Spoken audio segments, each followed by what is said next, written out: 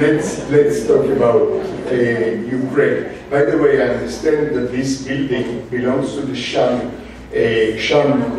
community, and if there are among you people that were in Syria and were in Damascus, or remember Aleppo or Halab, as you say, I was there. I think I was in this room at least the last to be there in 2007 after Israel bombarded and destroyed the nuclear reactor that Bashar Assad built with the help of the North Koreans. They sent me, the paper sent me to see what actually happened there.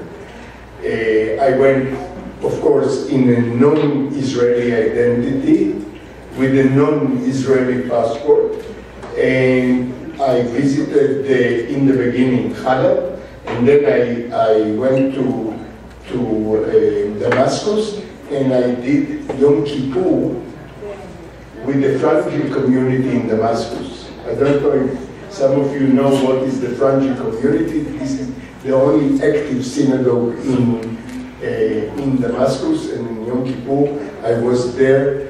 I think they knew that I'm an Israeli, but they didn't say anything, and that was an experience that I was reminded of when I came here to the Shami community. Now to Ukraine. Look, I think I'm the oldest person in the room here. Yes, by no means. I'm telling you. And most of my life I covered the wars. The last war that I covered outside Israel was in 2011, when there was a mutiny, a revolution against Gaddafi in Libya, and I was sent to Libya to cover this revolution. And because of the internet and because of the new media, some people recognized me there, and I barely escaped. And after that, I said, enough is enough. And sometimes it is pathetic in my age to behave like a young chicken journalist in the area, in war zones. And I swore in 2011 that that's the end. I've written 2 books about the wars around the world in the last 57 years. Enough is enough. And here comes February 12th, it was a Saturday, and we were, my partner and me, we were in a lunch with friends, and there is a call from the editor, and he says, Ron, would you like to go to Ukraine to cover the war? And I was amazed, and that is why I'm telling you this story, that my reflex was Pavlovian. I said, yes, of course. I didn't even hesitate or didn't even think twice, which tells something about human beings that are doing something too long time.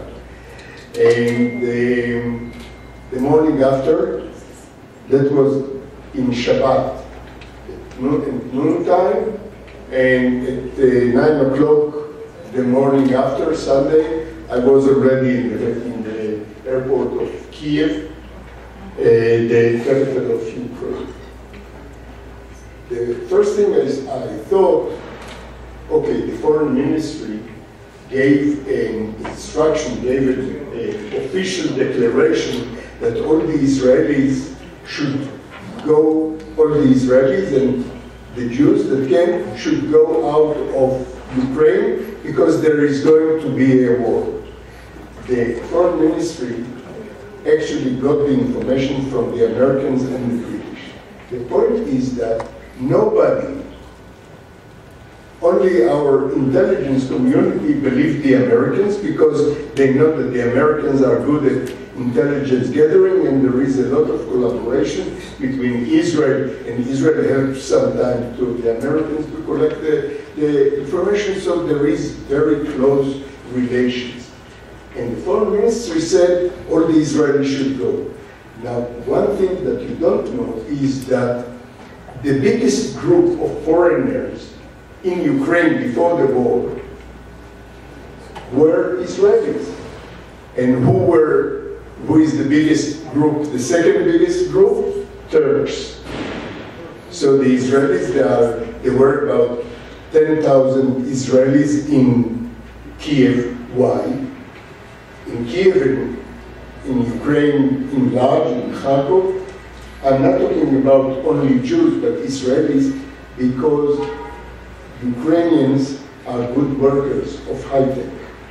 And in Israel, there are not enough high-tech programmers and people that know how to deal. And every startup, good startup in Israel, is going to Ukraine to recruit programmers for the Israeli projects, for the Israeli startup project. So when they say about Israel that it is a startup nation, okay, with the help of some friends that we do. And there were thousands of Ukrainians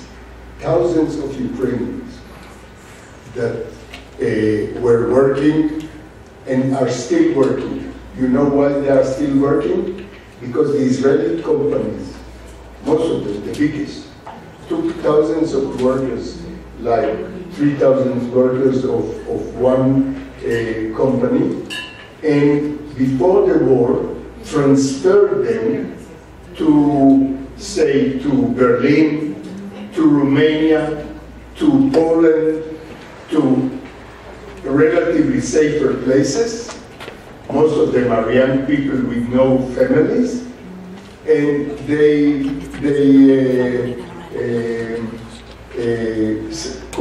continue work for them. So when I came to Kiev at the 12th of February, at the 13th of February, the war broke out 10 days, 11 days later. Nobody went to travel back to Israel. All the Israelis said, Putin will not do it. The Ukrainian president said, Putin will not do it.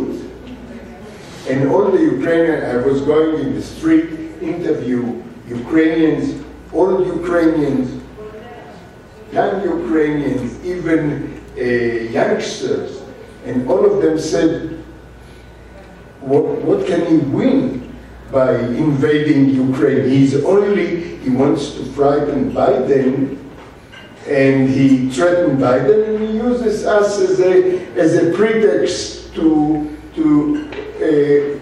extorting concessions from the American president and the West and the European Union. Nobody believed. I went to Ukraine with a little feeling that this time Putin is serious. But when I came to Kiev, I was convinced that I was wrong. They managed to convince. Zelensky even said the whole war is in a panic that Americans are making. And as a matter of fact, I remember I went to a bar in Kiev. They asked me to do a video, a documentary about how Ukrainians in Kiev are feeling about the coming war. That's from Israel. And I said, they don't feel. They said, okay, prove us. I come to the bar, people are drunk. I asked them about the war. They said, leave us alone. There will be no war and nothing else. Before I will tell them what happened when the war broke out, I want to explain to you something about Ukraine that is important to understand.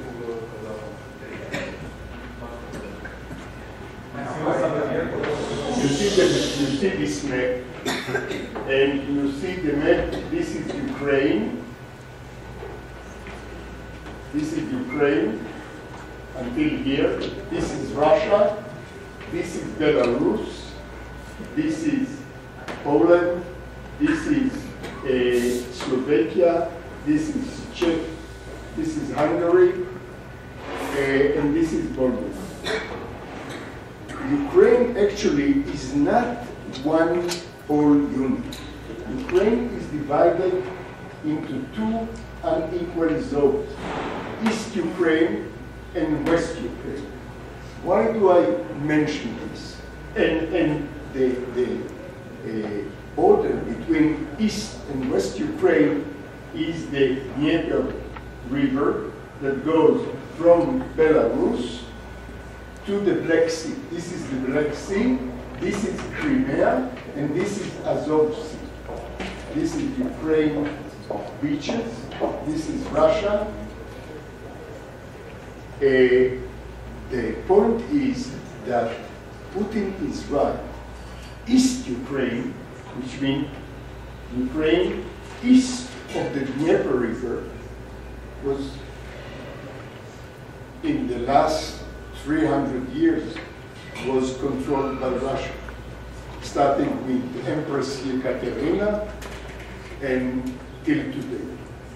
West Ukraine was controlled by an Austro-Hungarian empire, and the Poles were imperialists through and through. So Poland controlled this part of West Ukraine, the Austro-Hungarians controlled this part of West Ukraine, but not only they have different culture, they belong to Europe, they belong to Russia, but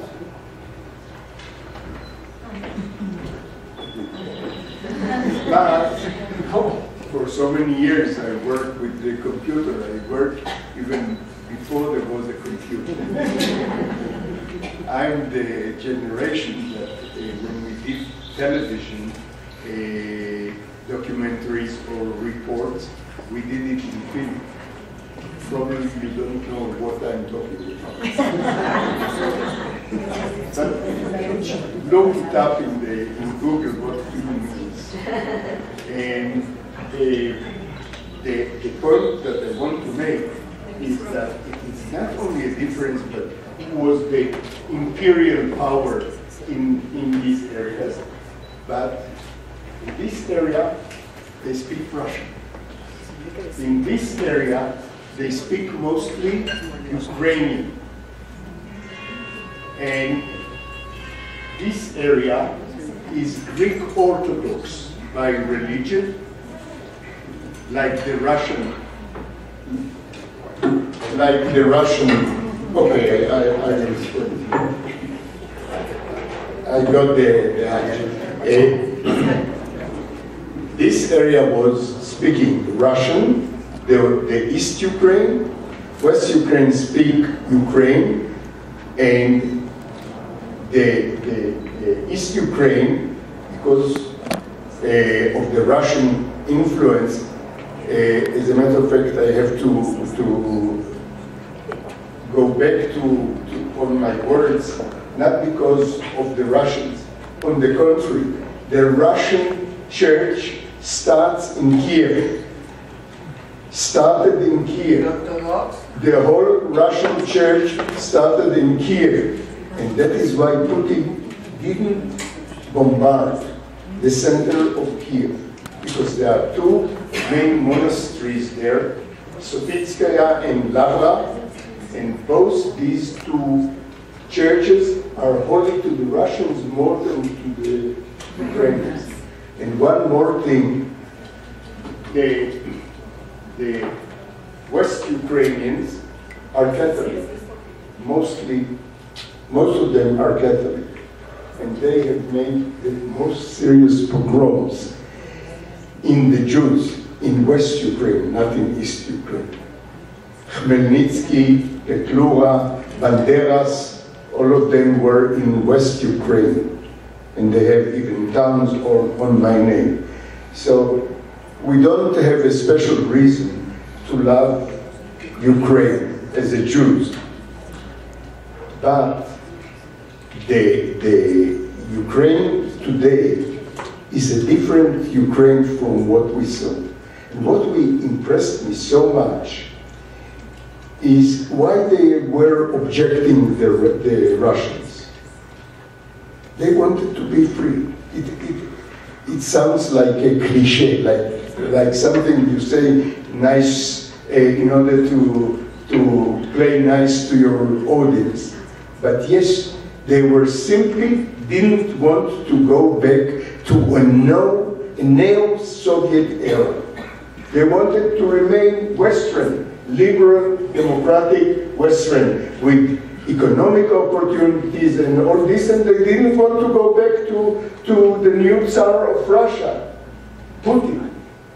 Simply like this, and if you ask yourself all the time, why they were so fierce? After all, Russia and Ukraine were together for a long time during the Soviet Union time. So why they objected so much? By the way, Putin made the most serious mistake when he invaded Ukraine. He believed, and also his intelligence told him, don't worry, when we come to Ukraine, the Ukrainian women would come out with their blonde hair and traditional dresses, offering us bread and salt as the tradition goes, and there will be no problem. That is why the Russian army that invaded afterwards the Ukraine actually was not prepared for the steep resistance that it got in Ukraine. Coming back to me, after visiting the bar and making interviews in the street, I reported back home, listen guys, you waste your time, you waste your money, there will be no war. But then my editor said, and this is the way things work in the media, but my editor said, you see, all other Israeli media have a representative, have a correspondent, have a reporter in Kiev. We want to be there present too, that they will not say that we don't report. Stay a few days. And I said, okay. And on the 18th, an Israeli with connections with the Ukrainian regime, with the Ukrainian presidency, made for me an appointment with the head of the Ukrainian intelligence, military intelligence. And when we talked, the guy, I was shocked, really shocked. The guys gave me, he said, you want to know what the Russians are going to do? First of all, they are going to invade. Secondly, they are going to do this, and that. In the beginning, they will start with what the Americans call false flag, which means a campaign of lies that was supposed not to convince the world, but to convince the Russians that the special military operation is necessary. You know, the Russians are very, very sensitive to dead soldiers. The Russian mothers don't want to see their sons dead more than the Israeli mothers. And for Putin, it was very important for him not to justify to the Americans, but to justify to his own mothers. How do I know? I covered the war in Chechnya. I went to Chechnya when Putin won the war there. And the only thing that he was afraid of are the mothers of the Russian soldiers that got dead in Chechnya, and that is why he went out of Chechnya the moment he finished the war. He left there his own stooge, his own collaborator, but this is what he did. So the war begins actually with Russian troops around the borders of Ukraine, in Russia, and in Belarus, which is a Russian client, and starts with a false flag, which means a campaign of lies, telling that the Ukrainians are Nazis. Okay, there are some neo-Nazi group in Ukraine, but the Ukrainian Zelensky is a Nazi. The Nazis, I don't think, will accept Zelensky as a member because he's so disorganized and his regime is so funny. You know, I used to call ministers. There was no problem in getting the telephone number of the minister. And it was only a question whether his telephone line was not busy at the time. If it was not busy, I could call the defense minister, who is Jewish, Resnikov, and tell him I'm Israeli journalist. Yes, he says, I know Yediot Achronot, I know why. What do you want to know? And you talk to him. You know, Zelensky is a comedian, television comedian, and he gathered his friends from the television, and this is the regime. Why do I say this? Because the resistance against the Russians in the war was coming from down up, from the citizens up. Zelensky understood that he has to, I know. Do you hear me, or do I have to repeat all the I'll eat your evening.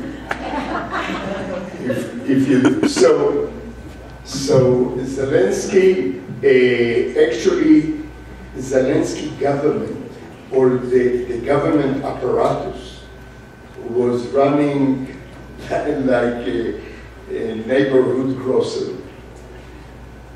There is something nice about it. It makes journalistic work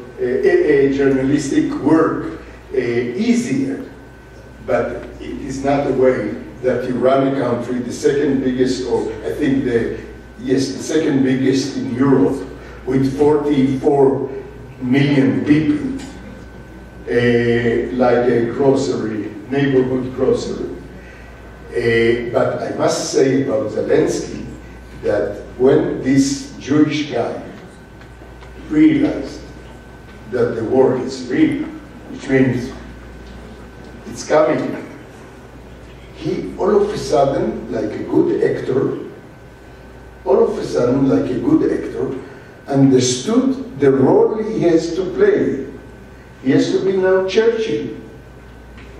And it was amazing to see the transformation of this comedian, really comedian, from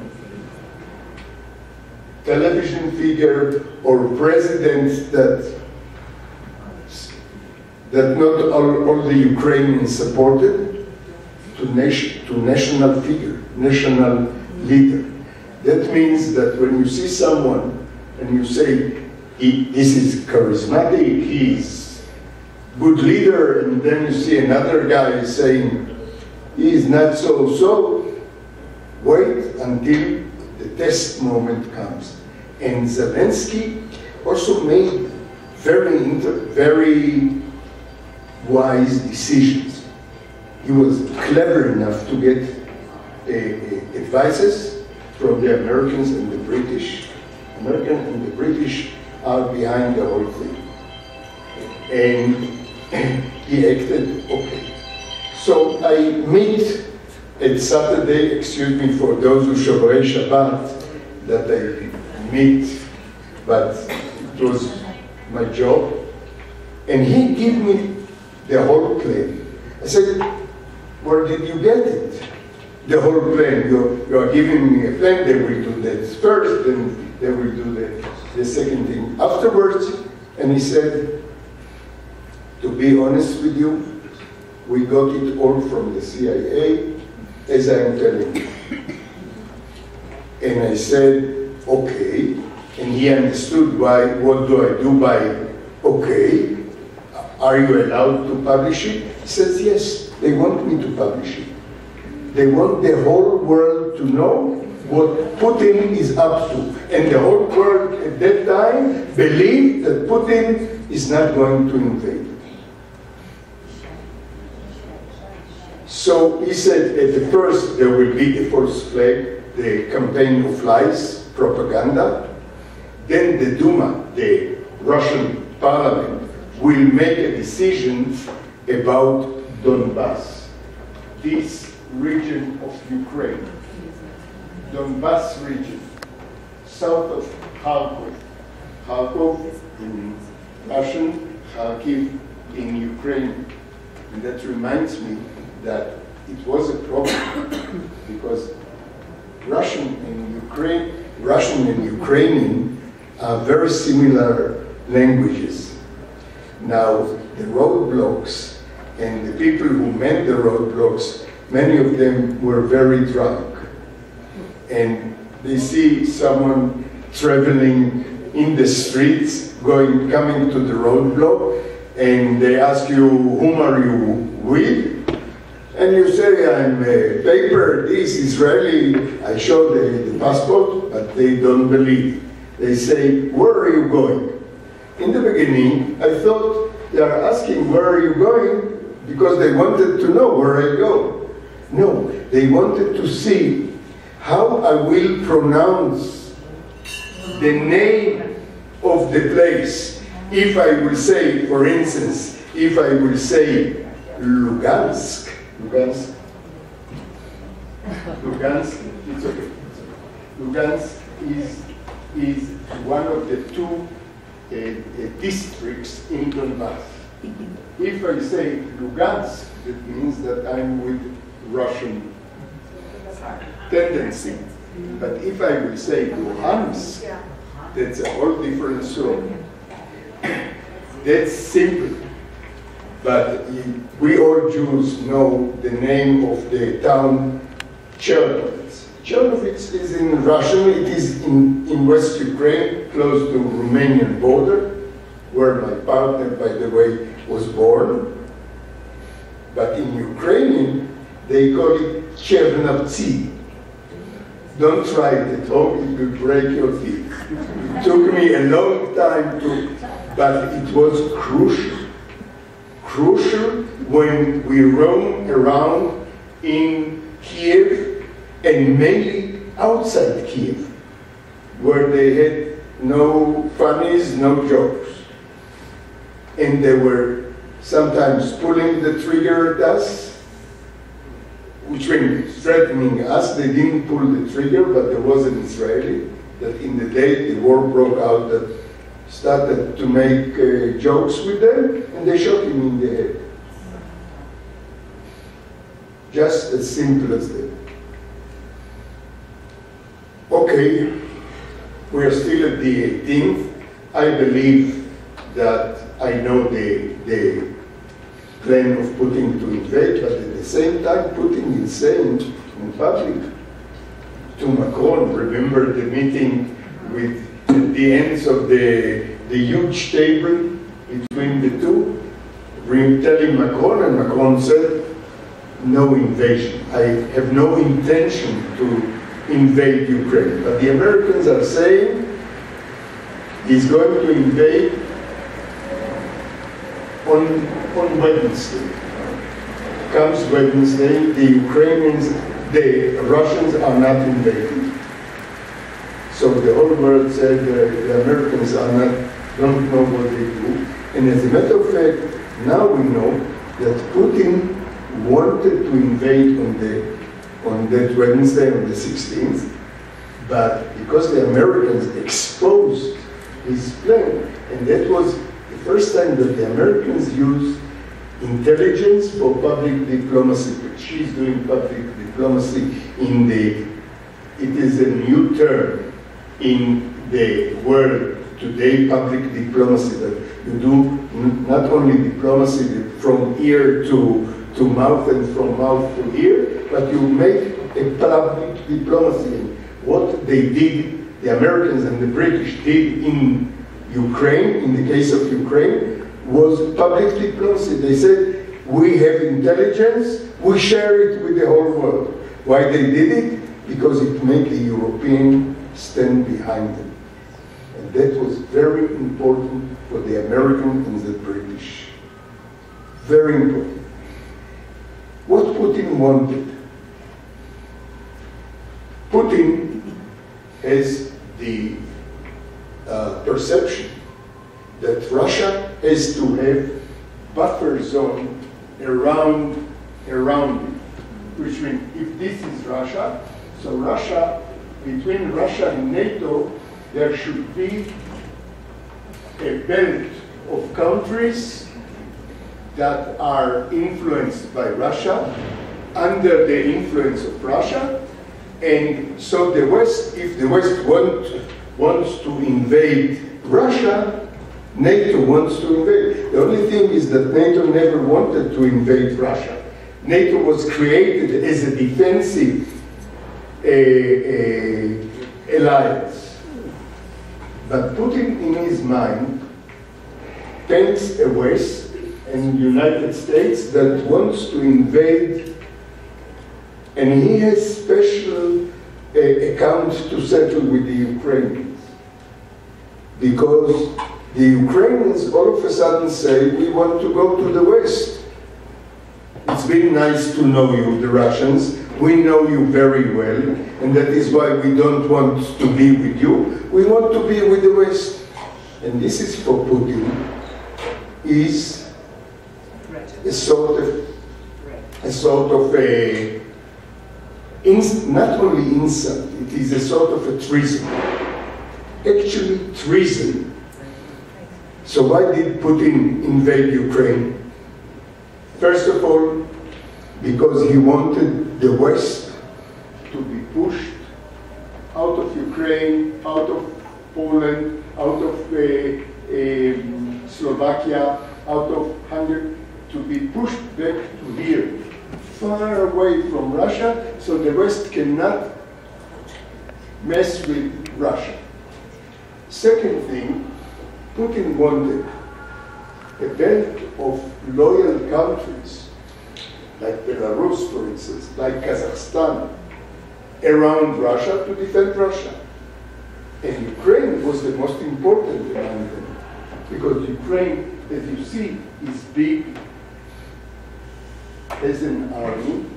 Ukraine is an army, and if the West wins Ukraine, that is for Putin, in Putin's eyes, as if NATO is already in Moscow. It's only a matter of drive of some kilometers. They are in St. Petersburg and Moscow. The third reason why he invaded Ukraine is because it succeeded to him 3 times. What? He succeeded 3 times.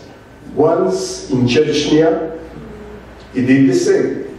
Once in Georgia, remember in 2008, and once in Ukraine.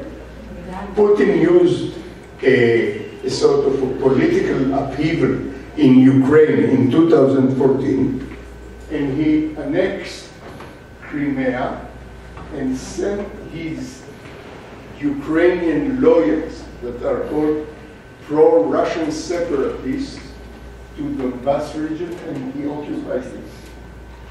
And the world was, okay, he took it. So if he succeeded 3 times, why not going for the big prize in the 4th time? This is more or less why we see Putin invading, and the Americans said it all the way. Not only all the way, they knew exactly how the Russians are going to do it, and they told Zelensky. Zelensky didn't want in the beginning to listen. The head of the CIA, George Barris, went to Kiev in mid-January and told Zelensky what the Russians are going to do. And Zelensky simply said, thank you very much for telling us, but we know it is not true. I'm in Kiev after the 18th, and I start seeing the plan of the Russians materialize. First of all, they started the fake news campaign. Secondly, their forces started to move from the staging areas here around these places and in Belarus, started to move forward to the border. And this is the south. On the eve of, on February 21st, 3 days before the war, Putin made a speech that reminded me, excuse me, reminded me of Hitler's speech. He says, there is no Ukraine. Ukraine was never a state. Ukraine is ours. Ukrainians are Nazis, and we have to go to Ukraine and save the Ukrainians from the Nazi government. When I heard this speech, I heard it on television with English translation, and to me at least, it became clear that there will be a war. So I was not surprised that 3 days after that, or 2.5 days after that, I get up in the center of Kiev and hear the explosions, and I understood that the war broke out. I rushed to my mobile phone. I called Israel. I went to sleep relatively early. At 4 o'clock in the morning, I called Israel, and the guy in the editorial office of Ynet is not excited. He says, we know that the war started. I said, how do you know the war started? He said, Putin said it while you were asleep. So that is how I missed the last speech of Putin before the war. And he called it a special operation. Not a war, a special operation, like, for instance, when the IDF goes to Gaza, when the Gazans shoot rockets at Israel, and the IDF goes to Gaza to silence it, this is a special operation. Only that in this case, in Ukraine, Putin had no real justification to go to war against the Ukrainians. This is, look, I've covered a lot of wars. There is always, when you come close, even in the Balkan, I was in Sarajevo, I was in many other places, I was in Afghanistan. That's not mine.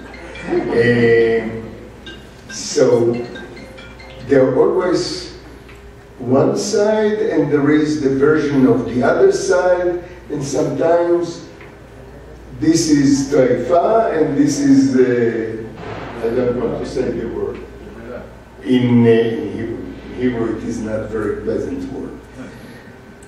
This time is the first time that I covered a war in which one side was just, was invaded unjustified, and one side was the aggressor with no reason, no real reason to make this thing. The second thing that I saw already before the war started, the citizens in the streets started to get organized, not by the government, but by themselves, on a neighborhood basis. I go on the street, I see babushkas filling Molotov cocktails, you know, bottles with rubber and benzene and things that will burn the Russian tanks.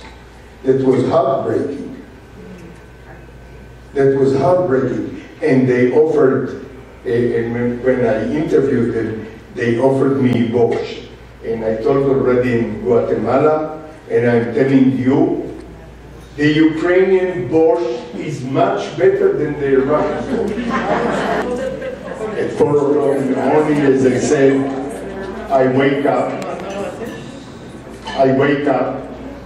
the explosions are heard very nice. I go to the balcony, I look outside, I see flames coming in the air, but not in the center of Kiev. What I thought that Putin will not bombard the center of Kiev came true. Till today, he didn't bombard this area because he was afraid of the reaction of the Russians bombarding Sofitskaya and Lavo. And here the war starts. I get dressed, I make myself a cup of coffee and went with my cameraman to the streets. I'm standing in the streets or in the main street of Kiev with my face to the south.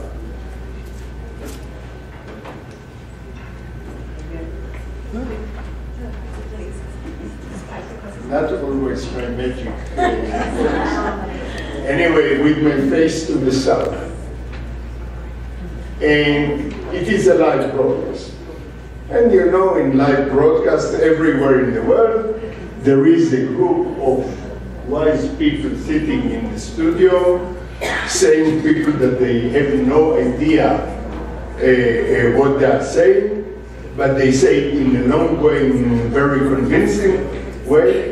And from time to time, I'm in Kiev, the war is in Kiev, they come to me and say, Ron, what do you see? I say, people running to the money automats, people are driving in the streets like crazies, trying to get some fuel, and people are rushing to the exits of Kiev in order to escape from the city.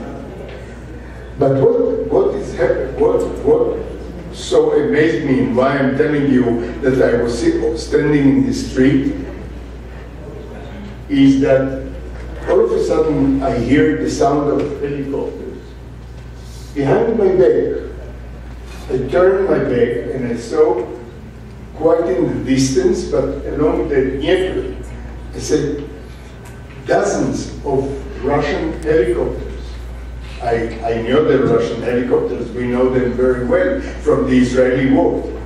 Russian helicopters coming south and then making a turn to the west. And this is according exactly to the plan that the Americans told the Ukrainians is going to be. What the Russians tried to do.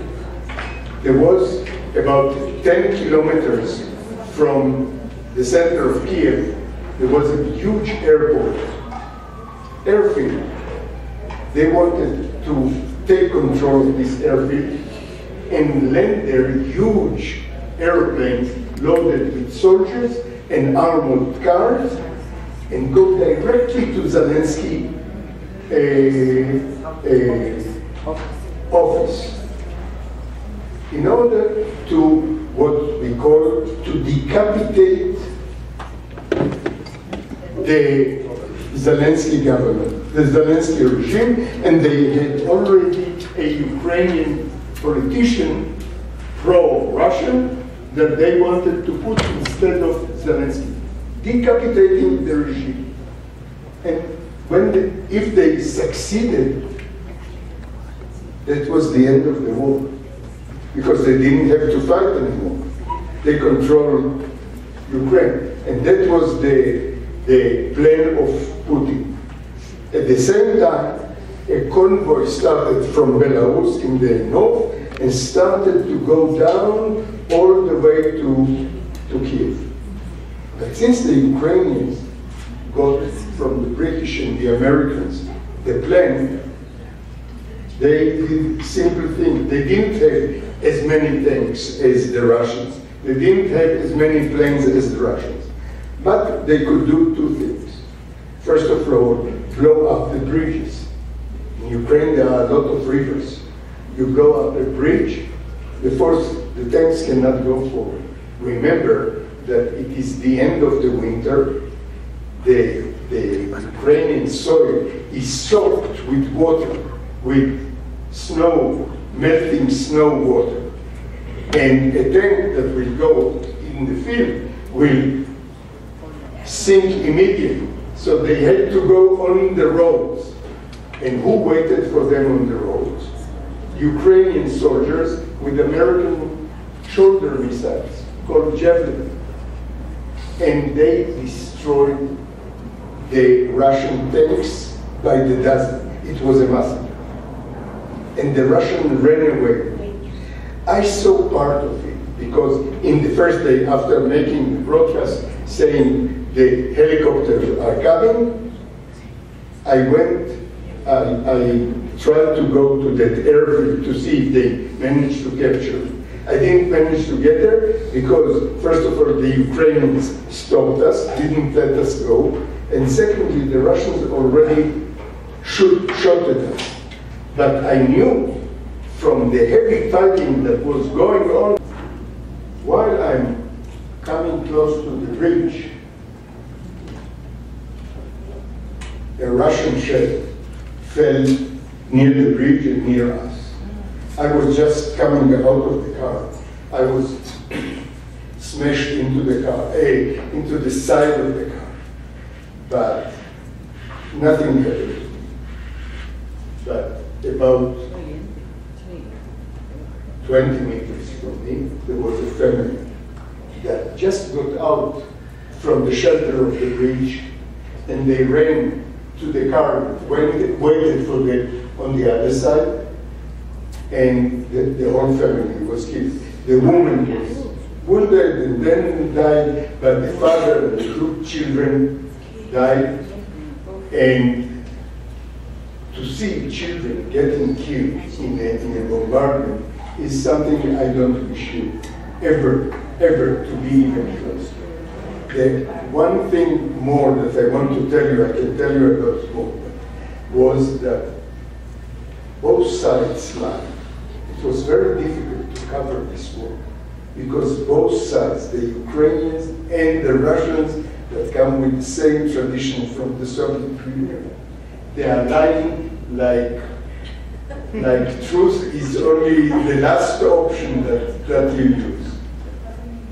And one day, they say, I think it was the 6th day of the war, Zelensky says, the Russians have bombarded Babi Yar, the Jewish cemetery. There is a place near Kiev, inside Kiev, called Babi Yar, in which the Nazis killed 50,000 Jews by shooting them with machine guns, and they fell into the creek, and that is one of the most horrible massacres of the Holocaust.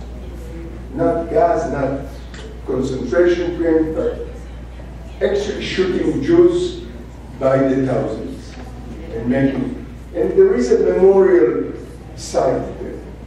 And Zelensky said, and there is a Russian monument, there is an Israeli monument, there is a monument by this oligarch, and there is a monument built by that oligarch.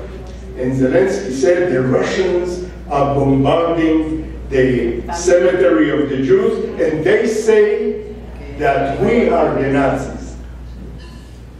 Okay, I'm an Israeli journalist. At that time, I was the only Israeli journalist that was left in Israel.